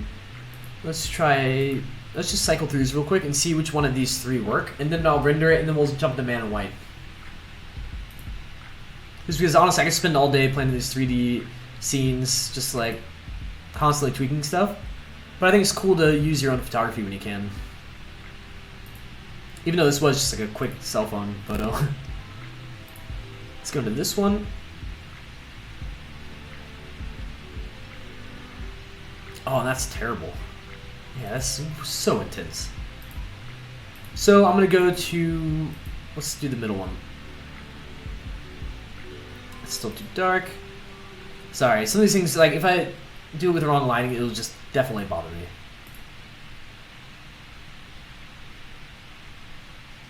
Still dark, but maybe we can scroll over here to the starter assets and find something that feels like the right environment. So you can see some of these are like warmer lights, so they have like yellow, where some are like white. Some have multiple lights, where some have just like one light. Some are outside. So I'm trying to think what would work for this room. And maybe we just start clicking them. And I don't think that worked. That one kind of does. So when I look at this over here, that's like a yellowish white. And maybe that's because of the yellow lights in the room. So I'm thinking that the white of this should start to match, the white that's in the environment as well. I don't know, it honestly just popped in my head. Like, that should probably be where I start to think.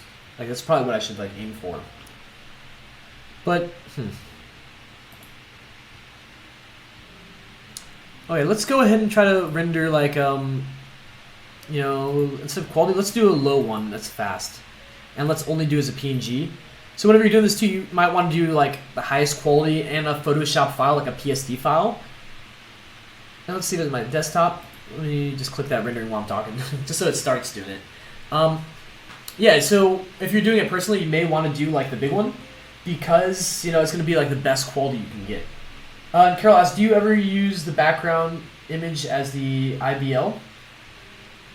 Use the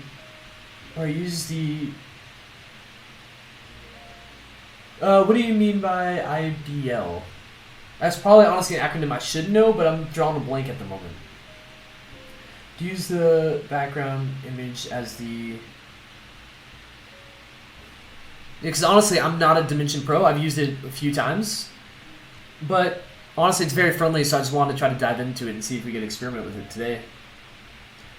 So yeah, let me know what you mean by IBL. Maybe I should know that. But in the meantime, I'm hoping this won't take long. We have an estimation. If it says it's going to take a while or it starts to look like it's a little bit, we'll just cancel it. And we'll save this file and just go ahead and jump into the other one. From Photoshop, image-based light.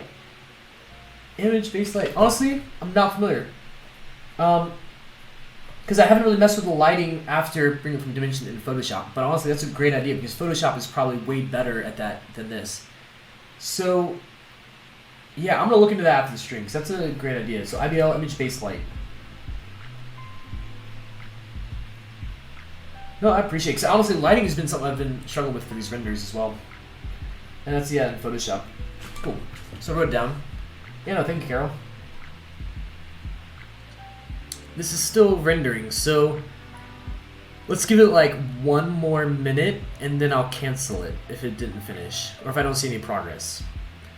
Because like even though I am doing it, you can see up here it's like lowest quality, so it's supposed to be fast, it's just a PNG. I don't know exactly how long it could take. And that would be a very boring stream of just renders. Or just a render.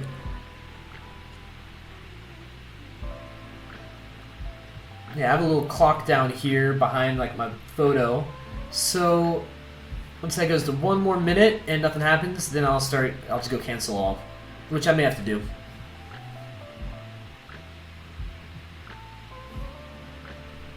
And Carol's saying instead of using one of the presets, you can also use any image. I've used abstracts in many colors also. Interesting. Honestly, I really need to learn a lot more about the lighting in here because honestly, that's not where my skill suit. That's not like where my skills usually are, so that is very good to know. I'm gonna write this down as well. Yeah, thank you, Carol. Oh no, GPU rendering beta error has encountered an error switching to CPU rendering. Interesting. I don't know why it did that, and so that's very disappointing. Because now we just have that table. And that's what happens when you try to do stuff live. You know, you run into problems. But I'm just going to go ahead and cancel this. And let's go back to design. Okay, so we still at least have everything. I'm just going to go ahead and save this. And, you know, as you can tell, that didn't work for some reason. But usually it will, I promise. Yeah, so I'm going to go file new, and let's bring in man in white. And Carol said, this happens to me too. Hate it. Do you know why? Since I haven't used Dimension like a lot, you know, I don't really... Yeah, I just haven't encountered that problem yet. And when I used it in the past, I haven't seen that. And if I wasn't doing a live stream, I would actually send in a ticket. So I would recommend doing that too, so you can give Adobe some support. Or they can give you support, whatever that relationship is. So let's bring in that 3D model again. And I got a wheel, so let's give it a second while it's thinking. Just because I got all these programs running, don't want to overload stuff. So I had this other object as well, the books stack. And I'll show you the problem I ran into this one, and I don't know why, because it's from Adobe Stock. So I would have thought that, like, you know, it would have been exactly the same as the other one. So I added a color to it. because I was running the problem. Actually, hold on, let me.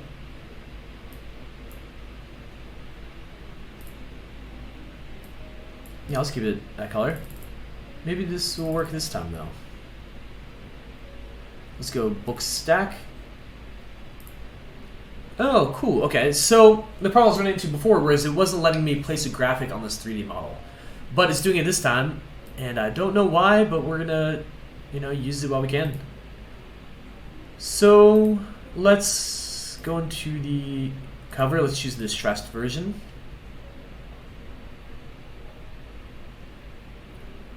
Ooh, let's use some of the keys that, who was it? Alex? Yeah, Alex taught us as well. So once it's done loading, then we'll use some of the keys to drop around and switch angles. I think it was Alt-1. Boom. And before we do that too, I'm actually going to change this back because I prefer this to be like a white background. Or like a white, yeah, like white color like for the whole 3D object. Yeah, let me just scale this.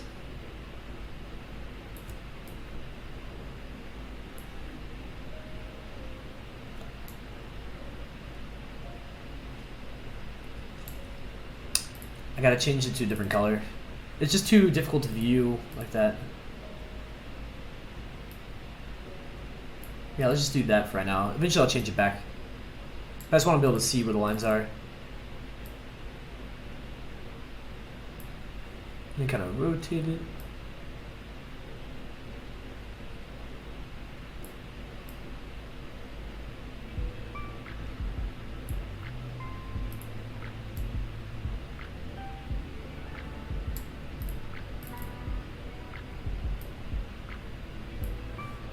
Actually, I need to scale it down.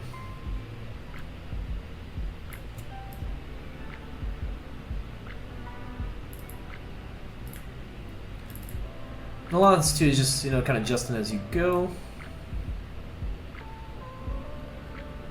Let me rotate it slightly. Try to bring it up. If you have any questions or anything too, let me know. Maybe I can answer them. Don't know Adobe Dimensions very well, but I'm just trying to prove that, it's not the most difficult thing to work with. So you can see I have that in here. Let's just mess with one of these default backgrounds. And since it's man in white, it's probably like a cleaner environment feel. Let's go to match image. Let's just click OK on those things. Once it finishes thinking. And sometimes too, you can go to match camera perspective, which is very great. It doesn't always do it with all the images. I think it's like Adobe Sensei, their other artificial intelligence stuff is processing and all that, and it can just read where it can fit on the image. So you can see why these type of background images aren't successful for the books. It would be great if it was like a water bottle or something standing straight up, but since it's like flat, since it's like a book, it just rests right there, and you can't really tell any details from this. Yeah, and then the other problem we ran into is when we're looking at it from a top view, it's not ideal because it doesn't actually utilize it being a 3D object. So I don't like that background. Let's see if I have one already in my folders real quick that, I can drop in there. That'll be better.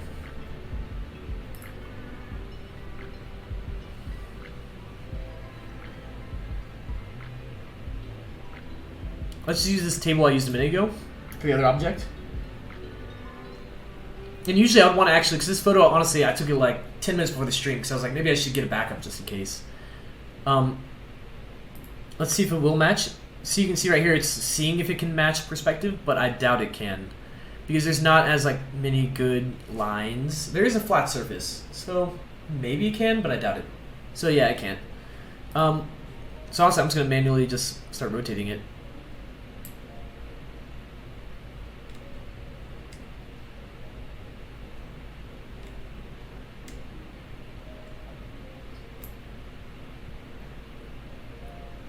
Yeah, and you can see, and if I had the rest of the graphic, placed on this model, it's just like as easy as like setting it right there. But I think the most important thing too is finding images that are appropriate for your design. So with Man in White, I should have something that's more of like, okay, so just a little bit of context. For Johnny Cash's books, Man in Black he wrote that when he was really struggling in his life through like drugs, alcohol, depression, all the bad stuff. And the Man in White he wrote like 10, 15 years later or something. And it was about like how he found religion and rehab. And so yeah, those are the two different like, where those books kind of go. So that it should be communicated through the backgrounds as well. So, just having it on a table like this doesn't do any good. But if I could show it in context and like, the colors that are being used, all of that, I definitely think it's worth it. So what I'm going to do is I'm just going to go ahead and just save it. And I'm just going to save it as Man in White because I only have 2 dimension files right now compared to like my Photoshop files for this project, which has like the versions textured, untextured, the cover, all the different ones you guys saw. So yeah, and that's that. That's kind of how you would go about doing that. What I think would be good too is I'm going to go back into Photoshop and kind of show this last mock-up I have as well. And if you have any questions too, let me know. Or we just tuning in. If you have a favorite Johnny Cash song too, let me know as well. I had some people in the chat yesterday, we were talking about it, and someone was telling me to look up, I think it was Hank the Third. So if you're in there, I actually did listen to him yesterday, as well as they recommended some other tools like a blotter and I don't know, some of the stuff we were talking about yesterday. I was able to go back and last night, look into them. So that was pretty cool. So I got Photoshop's loading. Let me go ahead and close Dimension, which I'm curious. I'm gonna play with like the rendering afterwards too, to figure out why that didn't, work perfectly. So I'm gonna go back into my folders. Let's go into the book set mockup. So this should be one we haven't seen yet. And if you're digging the music too, I know I say it a lot, but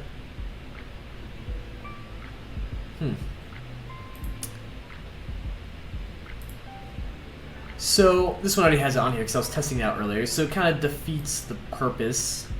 So that's kind of funny.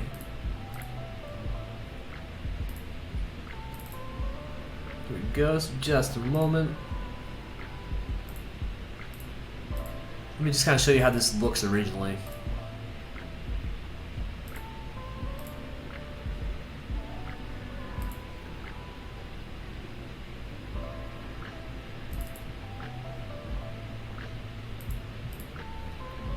So, yeah, I just want to show you this mock-up I'm working with. So here's one I found online as well. I don't have the label right here, so I wish I could give a shout out who it was. I think I actually found it from looking up like book mock-ups. Especially, I was trying to find. It's really tough to find one that has only 2 books because he only has those 2 books. Most book sets can have like 3. I've noticed, which makes sense because like there's so many trilogies out there. But yeah.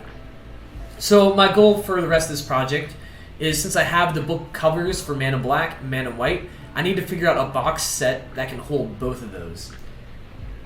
And Carol's-Plan, have you played with the new slice tool? No, I haven't. See, there's a lot of stuff I need to try out too. So I'm curious too. Yeah, if you have any advice or you really enjoy it, let me know. Huh. Yeah, I haven't. Which program specifically are you talking about too? Yeah, let me know. But with this, the problem I was running into for a box set, which would be tricky, is since one book is black, one book is white, what color do I make the outside? Does it have, both black and white kind of evenly distributed? Is it like a gray? Yeah. So that's one of the problems I ran into. But like I showed for mockups, earlier, you download them, they're usually like this, where you can see the background, they have their default ones on there, and they're laid out where you have these smart objects over here on this side. You can just double click them. And since I already have these imported, I just bring that one in. If I didn't, you click save, it goes over top of it. Which I guess that'll make this mockup go by really fast. And you can see it just drops it right there. Book spine number 2, minimize that. I have this one right here already. Go file, save. If I didn't have it in there, I'll just drop in there and copy and paste. Carl's saying Dimension and a couple new fonts with the type tool. Huh. Yeah, no, honestly, I haven't been experimenting with Dimension all that much. So after this, I am going to dive into that. Interesting. No. Yeah, see, I need to learn all these extra tools in Dimension too. Because honestly, I've really only scratched the surface of it. Because it's a really sweet tool if you can figure out how to use it. Especially if you can render it right. Cool, so that one should be good.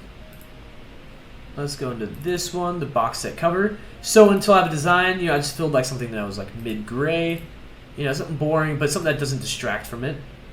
And yeah, so this is the part I gotta think about next too, if anyone has any ideas. I'm not gonna be able to do it on this stream because we're getting down to like the last 10 minutes. But yeah, this is something that I'll really have to figure out because and when I look at this too, I think I need to have the scale of these a little different. And this starts there. Maybe I need to shift this up slightly. So it's even looking at different angles. Just notices new stuff that I need to go back and fix. But so I'm wondering how this box set would look if it was just like Johnny Cash or something, or if it's like Man in White, Man in Black, even what I would call them, because they're sold individually. They're published 10 years apart, so they don't. The two covers of the books, aren't related at all.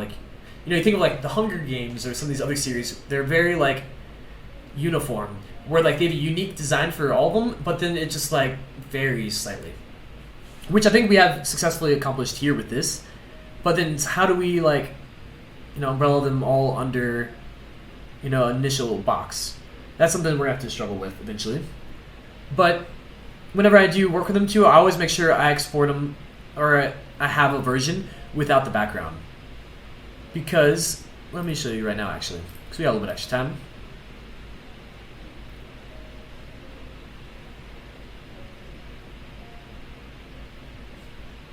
Because when I build a case study for Behance, for example, I like to work on it as a very long page, as a ribbon almost.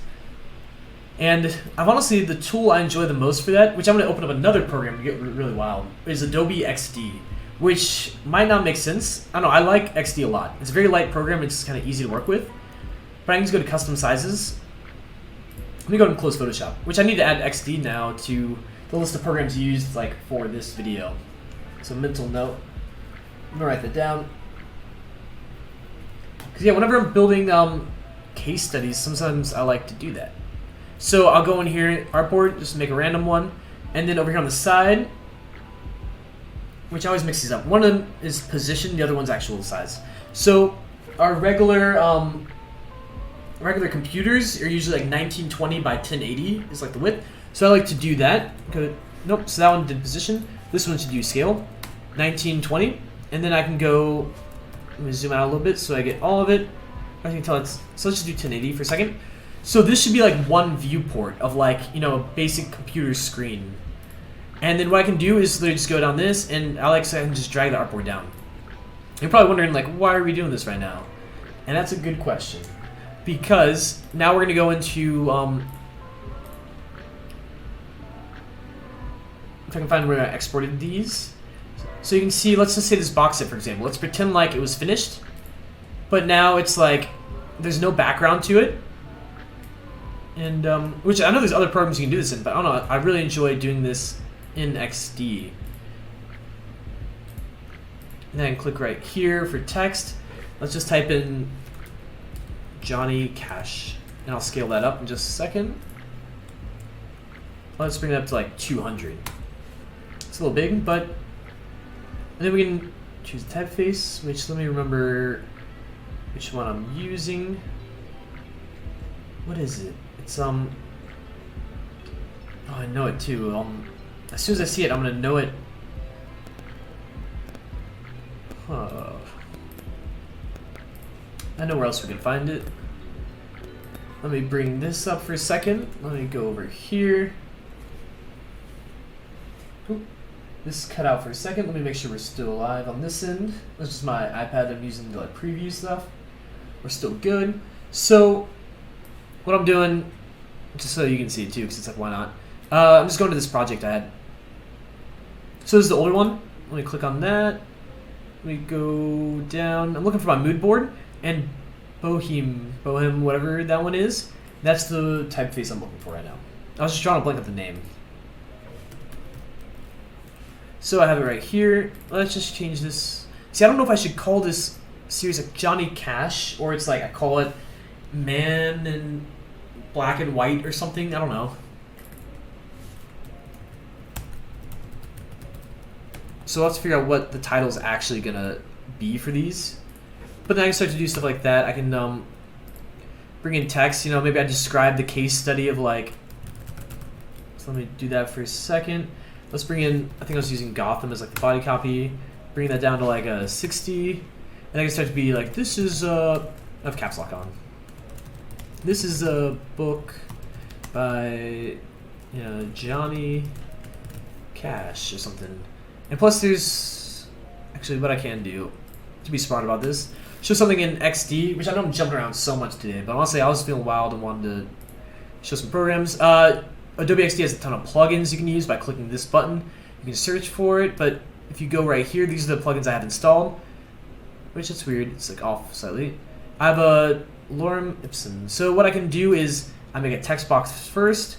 While it's selected, I go into here and fill with placeholder text.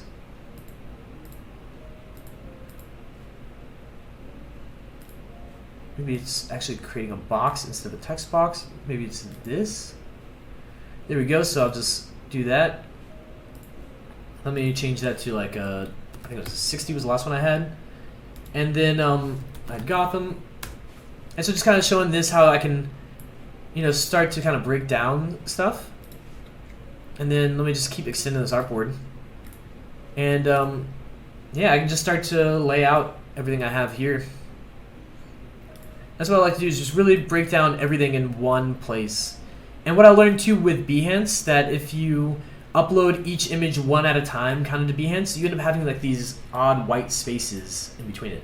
So one of my ways around that is like I'm just going to make a giant image or something that, I kind of set where everything is, rather than being like limited to its, dimensions.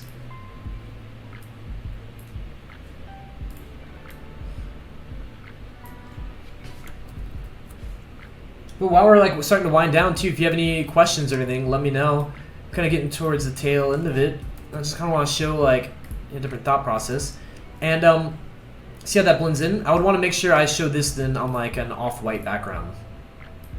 So I think maybe even just doing that will help that a lot. Maybe I even add a shadow, which maybe just like a slight shadow or something, just to help make sure it's very clearly separate. So I'll start the case study, be like, Man in Black, and then maybe write Johnny Cash in that typeface, which I'm drawing a blank on what the one I was using for his name was, which you can see it kind of like right there where it says Johnny Cash. It's like a unique one. So yeah, I'll break down the name, maybe show the box set, show this. Then I'll start to include sketches, process work. I would include those images from Dimension, like the Photoshop files. As well, since I'm live streaming this, I'm recording the videos as well. It shows on my Behance page, so I'll try to link that back in. Whenever I build case studies, though, I try to show everything I can all like in one place, especially on Behance specifically. There are other platforms where you'd want to, maybe show a couple pieces or something, but Behance, I really think it's awesome to show process work, sketches, mock-ups. Just do everything you can. And if you're creating them with Dimension, it's super cool. But yeah. I think we're the last 5 minutes too, so if we don't get any other questions too, I just figured I'd go and wrap this up. But I just want to say thank you very much for everyone who's tuning in at the moment. It's really fun to be able to work on, Johnny Cash book, because it's super cool. I'm gonna save it to the cloud. Let's type in Johnny Cash. But yeah, feel free to follow me or reach out to me on any of the social media platforms you see below. Nope, that was not the right one. I was trying to go to one of these, this one. But no, I really appreciate everyone tuning in. Thank you very much. Yeah, I know we went into a bunch of programs today. We did Photoshop, Illustrator, Dimension, Adobe Xd. We even talked about Arrow. We did Adobe Stock. I have Adobe Fonts running in the background. So there's a lot of these programs or apps. I realize I've mixed those up a lot. There's a lot of these apps I'm kind of running a lot. So it could be a little confusing. So if you do have any questions, please let me know. If not, thank you very much and have a great weekend.